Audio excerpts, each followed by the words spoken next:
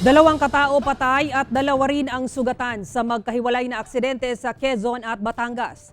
May ulat si Lorenzo Ilagan ng GMA Regional TV Balitang Southern Tagalog. Patay ang isang babaeng angkas matapos iwasan ng sinasakyan nitong motorsiklo ang isang truck sa Mayuwi Road, Tayaba City, Quezon. Kinilala ang nasawi na si Maria Floreza Adarayon, 24 anyos, residente ng 13 Martires, Cavite. Sugatan naman ng driver ng motorsiklo na kinilalang si Sem Barbacena, 27 anyos, live-in partner ng nasawi. Kinilala naman ng driver ng truck na si Egardo Anos, 49 anyos, residente ng Barangay Isabang, Lucena City, Quezon. Base sa inisyal na investigasyon, papuntang Lucena City ang motorsiklo nang umiwas ito sa truck sa kabilang direksyon. Dumulas ang motor at tumilapon ang angkas nito. Naisugod pa ito sa Quezon Memorial Center Hospital pero idineklarang dead on arrival.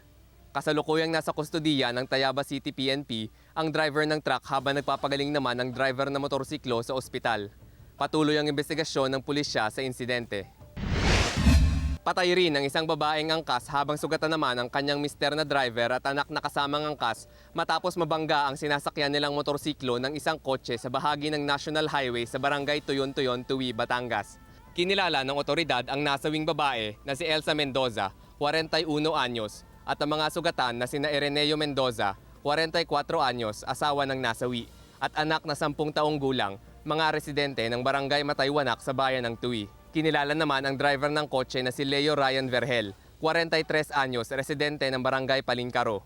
Ayon sa otoridad, patungong Tuwi Town proper ang dalawang sasakyan nang mabangga ng kotse ang motorsiklo sa likurang bahagi nito, dahilan para mawalan ito ng kontrol. Nadala pa ang mga biktima sa Don Manuel Lopez District Hospital pero idineklarang dead on arrival ang backride na si Elsa. Patuloy ang investigasyon ng pulisya ukol sa insidente. Ako si Lorenzo Ilagan para sa GMA Regional TV.